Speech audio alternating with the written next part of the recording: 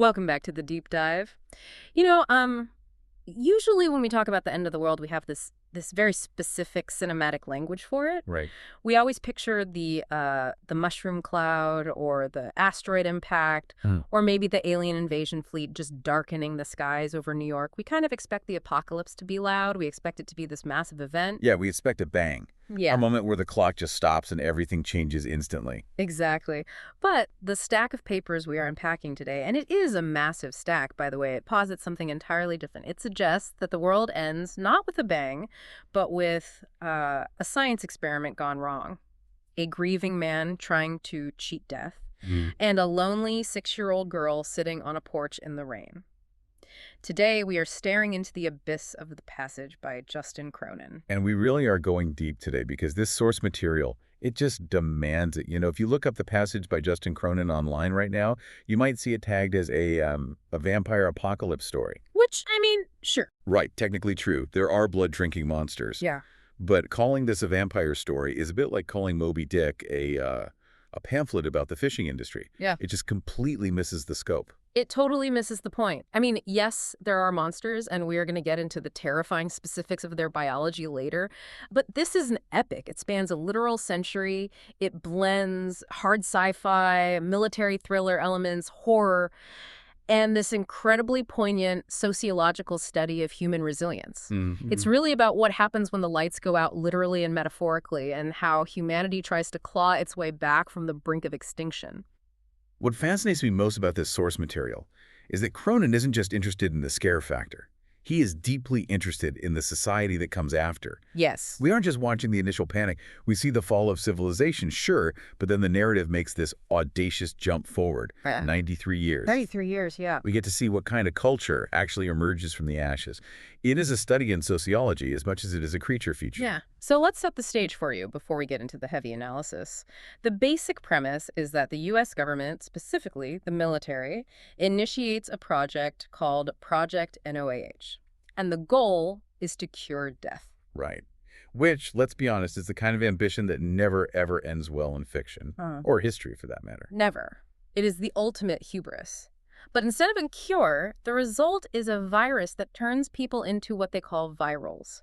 And we need to be clear right off the bat for you listening at home, these aren't your romantic, brooding vampires. Self-velvetates here. None. These are apex predators. The virus escapes, civilization collapses, and fast forward almost a century, we find a small colony of survivors living behind high walls, kept safe only by failing electric lights. And our mission for this deep dive is to track that entire arc. We need to understand the origin of the end, how good intentions basically pave the road to hell. Yeah. We need to look at life in the colony, specifically tracking the journey of the girl from nowhere, Amy.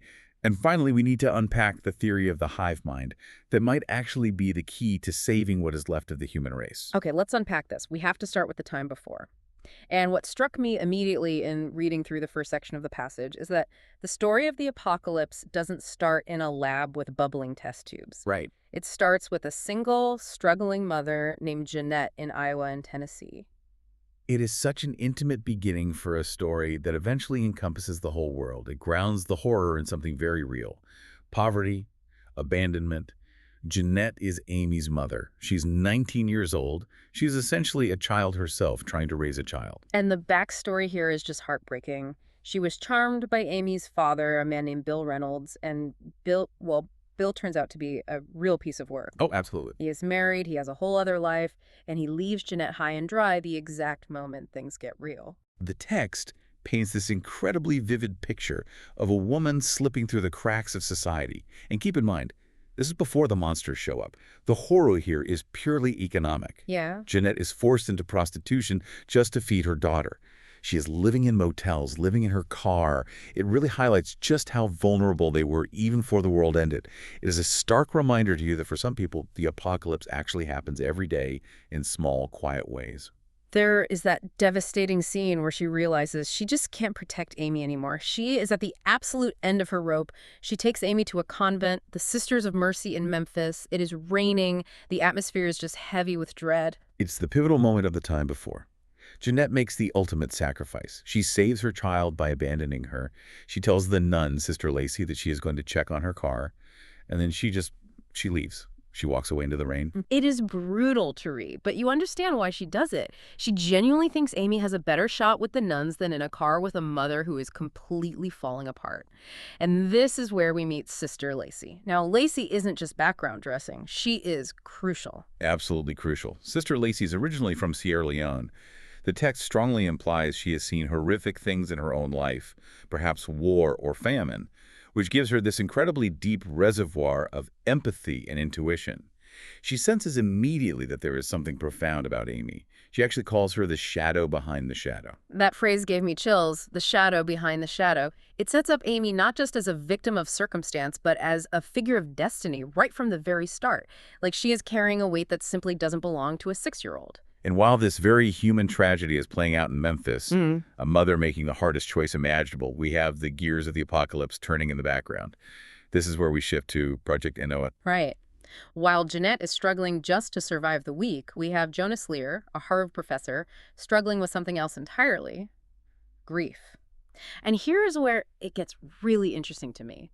The villain of this story, if you can even call him that, isn't some mad scientist trying to take over the world. No, not at all. He is just a guy who loves his wife. That is the tragic irony at the very heart of the catastrophe.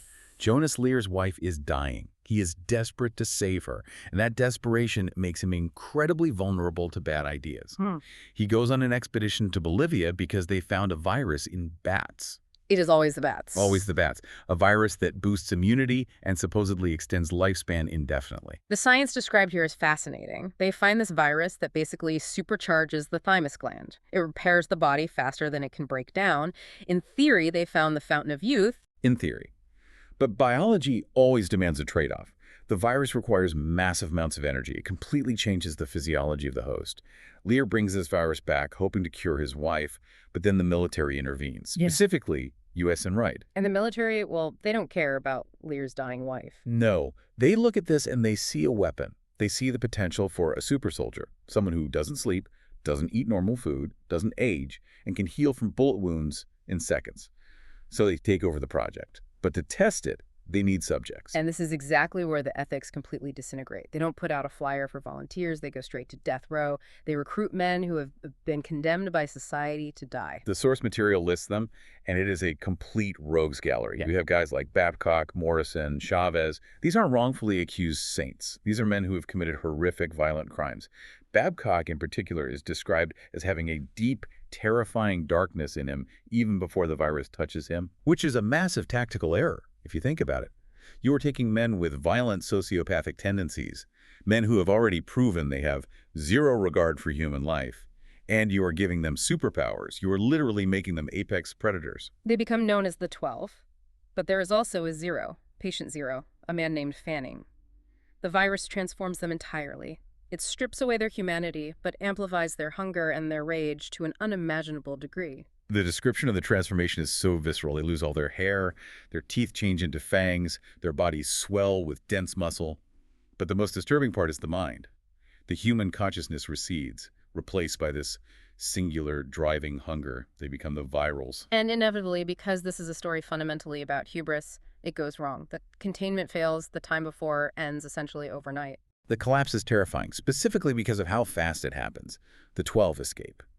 And unlike a standard zombie scenario where the infection might spread slowly through bites, this is an explosion. The virals are incredibly fast, they are intelligent, and they are coordinated. The infection spreads like wildfire. The text mentions that society collapsed so quickly that the time before actually became a myth to the future generations. It really speaks to the fragility of our world. We think our civilization is made of concrete and steel, but the passage argues it is actually just made of electricity and supply chains. Exactly. Once the virals are loose, the infrastructure immediately crumbles. The power plants shut down, the trucks stop running, the world just goes dark. And in that darkness, the virals are the absolute masters. So let's jump forward. The world has ended. We are now 93 years in the future. We are in California, up in the San Gorgonio Mountains, at a place called First Colony. And the vibe here is, it is intense. It is completely different from the world of Jeanette and Lear. It is a fascinating sociological shift. We have gone from a massive, global, highly technological society to a tiny, isolated city-state that feels almost medieval. But instead of worshiping a king or a traditional god, they worship light. Light is everything. The colony lives behind a massive wall, and the wall is lined with high-powered floodlights. It has to be. Yeah. The virals and the survivors don't call them vampires. They call them smokes or jumps or flyers. They are strictly nocturnal. They cannot tolerate the light. So the entire economy of the colony, their quasi-religion, their daily physical labor, it all revolves around keeping the batteries charged and those lights on. It creates this incredible suffocating tension. You have the watch, these guards standing on the catwalks with crossbows, just staring out into the dark.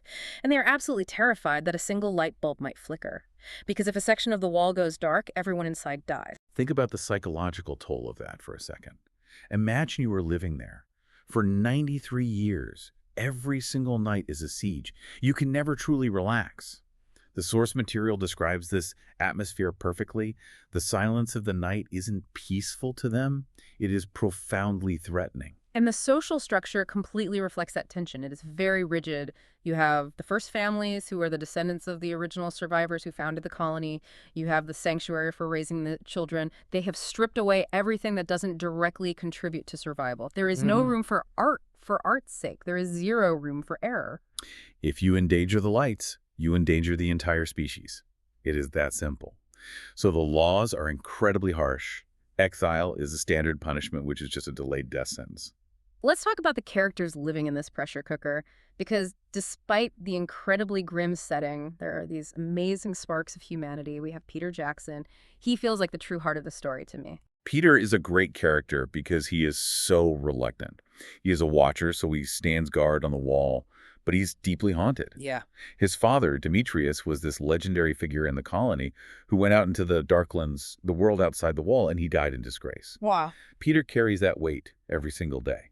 He doesn't want to be a hero. He just wants to do his duty and not screw up. Contrast him with Alicia Donadio, Lish. She is a total badass. Lish is a warrior, pure and simple. She was raised by the Colonel, and the Colonel is this mysterious, almost mythical figure in the colony who trains her to be a killing machine.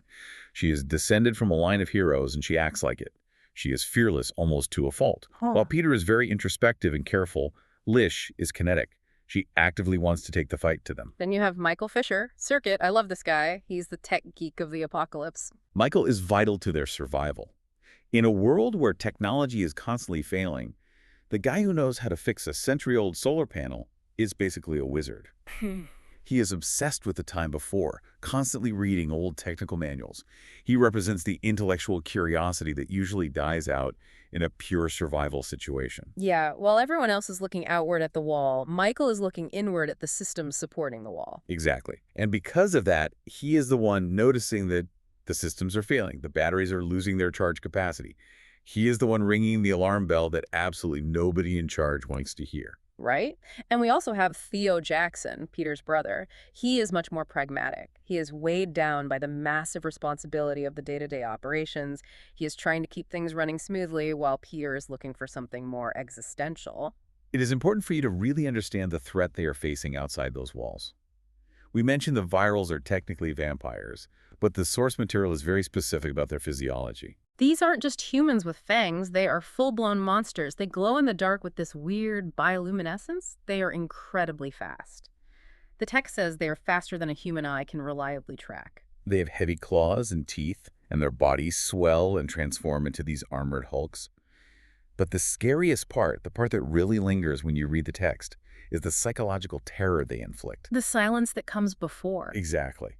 The virals seem to project an actual feeling of dread. Before they strike, the air itself changes. You feel physically paralyzed. It is a highly evolved predatory adaptation. They don't just hunt your body, they hunt your mind first. So you have this colony holding on by a frayed thread, the batteries are degrading, the lights are visibly dimming, and then the entire status quo gets shattered. A walker appears at the front gate. Now usually walkers are just desperate, dying refugees from the wild, but this one is a little girl. This is the catalyst for everything that follows. It is Amy. But she is a massive anomaly. She looks like a 6-year-old, roughly the exact same age she was when Jeanette left her at the Memphis convent. But we know, and you listening know, that was 93 years ago. Right. She is a 100-year-old child, and she has a strained computer chip implanted in her neck. Plus, she doesn't speak initially. Just imagine the absolute confusion in the colony. You have been isolated for a century, thinking you are the last humans on Earth, and suddenly a clean, healthy child walks out of the monster-infested woods without a single scratch on her.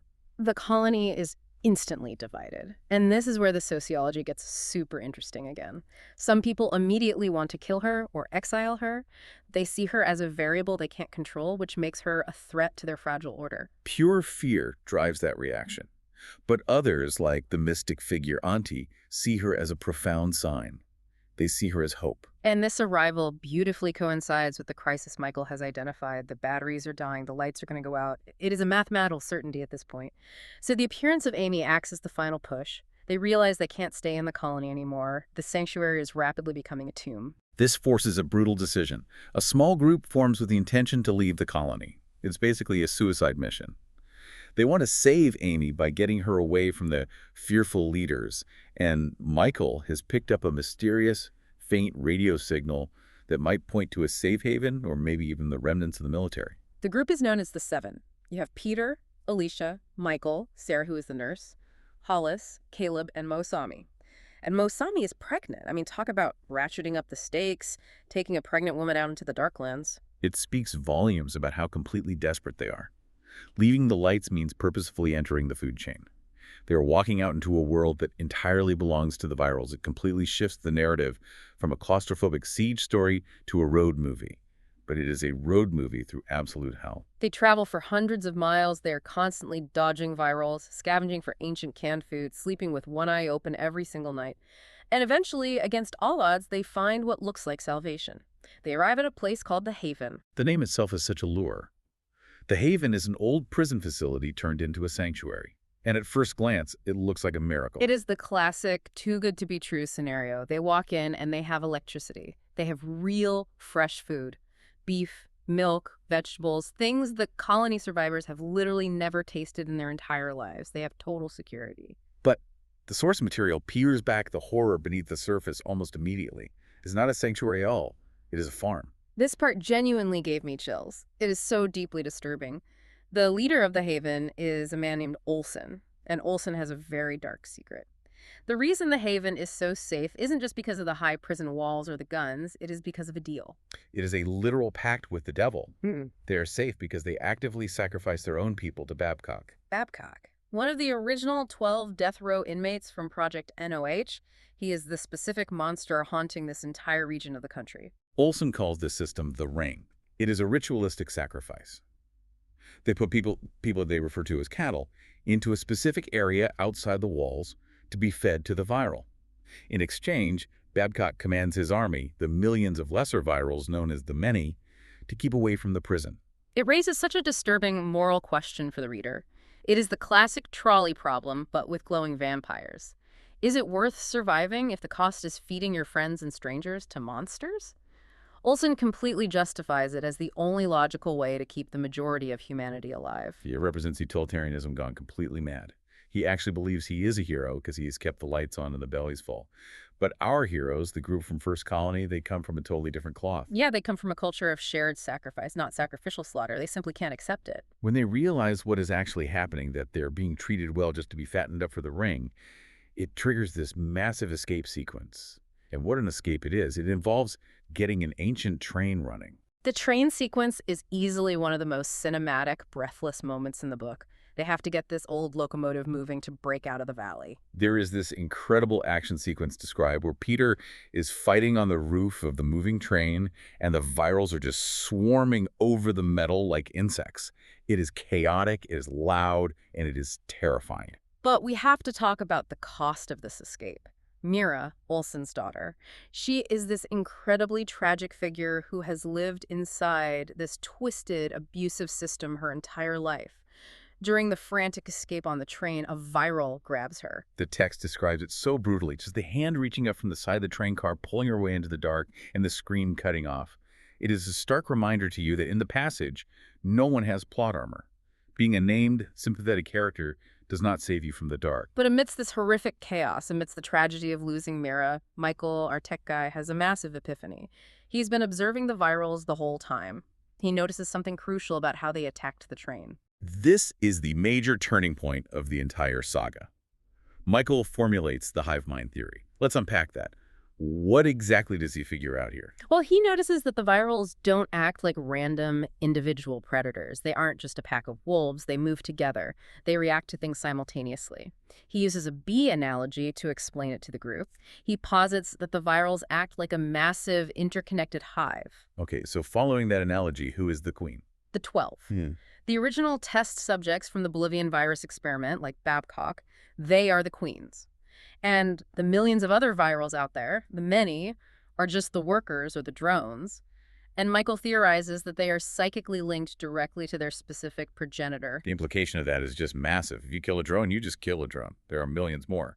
But if you kill the queen... If you kill the queen, you might disable the entire hive. If they can figure out a way to kill Babcock, the original, then all the virals that belong to his bloodline, the ones he personally turned and the ones they turned, might just die or become completely harmless. That is a fundamental shift in perspective for the characters. Suddenly, they aren't just running away anymore. They aren't just trying to survive until the next sunrise. They actually have a target. It changes the genre of the story. It shifts from pure survival horror to a war story. They realize they can actually win this war if they just take out the head of the snake. So, armed with this wild theory, they push forward. They follow that original faint radio signal all the way to Colorado. And there, they actually meet the remnants of the U.S. military, General Voorhees and Major Greer. And here's where it gets really interesting and honestly pretty depressing. Peter expects the army to be this massive, organized force ready to roll out and take back the country. Right, he is expecting the cavalry to come over the hill. But the reality is incredibly stark. Voorhees tells them the cold, hard truth. The world is empty. There is zero radio contacts from Europe. Nothing from Asia. The entire United States is just a massive graveyard. The military isn't a conquering force preparing for D-Day. They're just another small group of survivors hiding in underground bunkers. It is a totally crushing moment for the group. The sudden realization that there is no magical help coming. They are completely on their own. But the military does have resources. They have weapons and explosives. Yeah. And our group realizes they aren't actually looking for a tank to win this fight. They are looking for Sister Lacey. Remember her, the nun from the very beginning of the deep dive who took care of Amy in Memphis, the one Jeanette left her with. She is still alive. Because of course she is. She has survived for nearly a century, living out in the wilderness, just waiting. She is the living connection to the time before. She explains the mystery of Amy to them. She explains that Amy is the shadow behind the shadow. Because of the specific experiments done on her, remember, Amy was also a subject of Project NOH, but they used a different modified strain of the virus on her than the 12. She developed a psychic ability. She can actively connect with the virals on their own psychic frequency. She isn't one of them. She hasn't lost her humanity, but she can hear them. She is the literal bridge between the human mind and the monster hive. So they hatch a crazy plan, a trap specifically for Babcock. They find an old, deep mine shaft in the mountains. They decide to lure him all the way in and essentially drop the entire mountain on his head. And Sister Lacey, man, talk about a hero. She volunteers to be the bait. She views Babcock not just as a horrifying monster, but as a perfect design of God, just in a terrifying way. She completely accepts her role in this. She draws him deep into the dark. It is such a powerful, resonant image. The century-old nun and the ancient, twisted evil. And while this physical trap is being set up with the military, there is a massive mental battle happening simultaneously. Amy is using her mind to hold Babcock, to connect with him psychically and keep him locked in place so he doesn't realize it is a trap. It's a pure clash of wills. The innocent girl versus the apex predator. Amy has to hold his attention just long enough for the trap to spring. And then they use the nuclear option, literally. The military remnant has a small tactical nuclear device. They detonate it deep inside the mine. Boom. The mountain collapses. Babcock is obliterated. The queen is officially dead. And the big question here, Michael's hive mind theory. Right, we all hold our breath here as readers. Does it actually work? It holds up perfectly. The exact moment Babcock dies, the massive army of virals that were swarming the soldiers outside the mine, they just drop. They instantly die. It absolutely proves that the hive mind theory is real.